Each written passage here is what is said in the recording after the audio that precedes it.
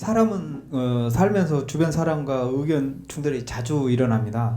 그럼 상사 부하 간에 또 부모 형제 친구 간 등 일상생활에서 의견이 달라 크고 작은 그 다툼이 늘 일어나는데요.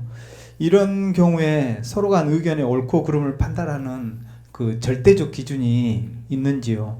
뭐 있다면 그 판단 기준은 무엇인지요? 예. 그리고 이게 아니라면 옳고 그름의 이원법적 접근이 아닌 단지 서로 간 생각의 그냥 차이로 인정을 해야 되는지요? 예. 우리가 다툰다는 건 부딪힌 거죠. 뭔가 부딪혔다라는 건 똑같아 이래야 되는 거야. 똑같아. 실력의 질량이 똑같아서 부딪히는 겁니다. 부딪히는데 여기서 우리가 누가 분노를 하느냐, 누가. 우리가 이 사회는 말이죠. 이 사회뿐이 아니고 이 대자연은 갑과 을이 분명히 존재합니다. 갑이 있고 을이 있다 이 말이죠. 에너지도 갑의 에너지가 있고 을의 에너지가 있는 겁니다. 운용은 갑의 에너지가 운용을 하는 거죠. 을은 딸려가는 겁니다. 위 사람이 갑이고 아래 사람이 을입니다. 그러면 위 사람이 갑이고 아래 사람이 을이라는 거는 이거는 인정해 주죠. 인정되나요? 이것조차 인정 안 되지는 않겠지. 그래 놓고 풀자고요. 그럼 뭐가 위 사람이고 뭐가 아래 사람이냐. 갑과 을을 바르게 정하기만 해도 우리는 벌써 뭔가 말을 해도 이걸 갖다 서로 담으려고 생각하는 것이 나옵니다. 우리가 갑이라 하는 것은 자리가 윗자리도 갑입니다. 우리가 조직체계에서 자리가 윗자리에 앉아 있었다. 이러면 이게 갑입니다. 갑인데 이 윗사람이 윗자리에 앉은 사람이 아래 사람한테 돈이 좀 필요해갖고 돈을 좀 이렇게 어떻게 편리를 박아 쓸라 그래. 그러면 윗사람이 갑이에요? 을이에요? 을이 되는 겁니다. 경제에 대해서는 이 사람한테 을이 돼버렸다.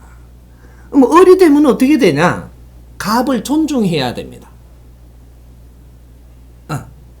그러면 내가 무언가를 프로젝트를 하는데 내가 실력이 딸립니다. 그럼 아래 사람이 자리에 아래에 있는데도 이 사람이 실력이 좋아. 그럼 이 사람의 손이 좀 필요하고 너가 좀 꼭 좀 도와줘야 되겠다. 이래 되면 누가 갑이에요? 아래에 자리 있고 실력 있는 사람이 갑이 되는 겁니다. 그러면 부모님이 우리를 키울 때는 부모님이 갑이 맞죠. 그걸 물을 필요가 없죠. 근데 부모님이 우리를 다 키워서 지식을 갖추고 우리가 사회를 잘 이렇게 이끌어 가는데, 그러면 부모님이 경제가 좀 떨어지고 지식이 좀 약해서 내 자식한테 좀 도움을 받아야 돼요. 누가 갑이에요? 자식이 갑입니다. 부모는 항상 을이 될 수 있는 게 아니다 이 말이죠. 어떤 부부는 갑이고 어떤 부부는 항상 을이 되는 겁니다. 그래서 을이 갑한테 월권 행위를 하면 안 된다. 그럼 부딪히는 거예요. 을이 갑한테 월권 행위를 할 때 부딪히는 거예요. 그러면 이 대통령이 골프를 좀 배워야 되겠어. 그래가 골프를 배우러 가는데 골프 치는 사람이 근달이야. 뭐 정보를 알았든 몰랐든. 근데 학교도 별로 안 나왔어. 우리나라 그런 일이 있었습니다. 그래 가갖고 골프를 그 사람한테 배워서, 그러면 내가 배우고 있으면 아이고 우리 골프 선생이잖아요. 누가 갑이에요?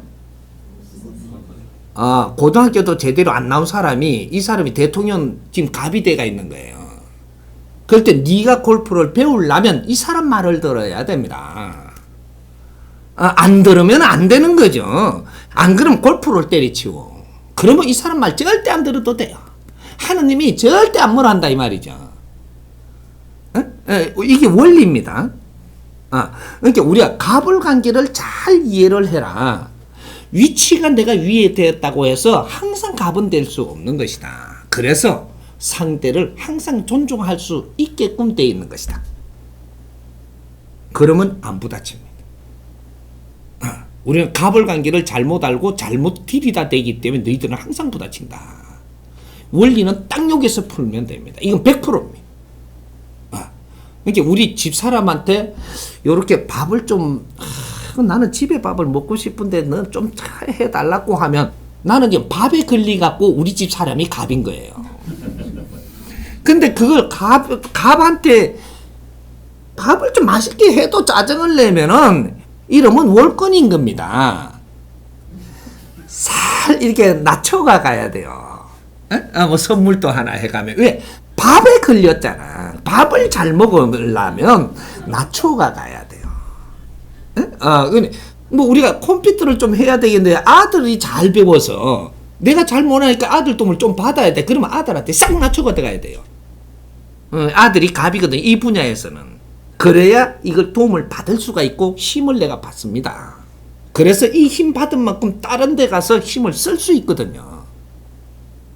지혜로워야 된다. 미련하면 안 된다. 이건 철칙입니다. 자연의 법도와 법칙이다 이 말이에요. 그래서 부딪힐 때는 갑을 이 관계를 지금 잘못 지금 행하고 있는가 여기서 숙제를 풀면 됩니다. 아무것도 여기는 다른 게 흠이 달릴 게 없고 요거 안에서 일어나는 거예요. 갑을 관계 찾아라.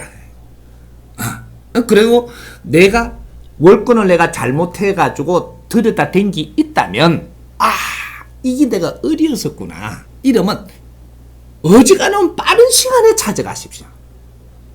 찾아가서 잘못했습니다. 제가 너무 모질했습니다.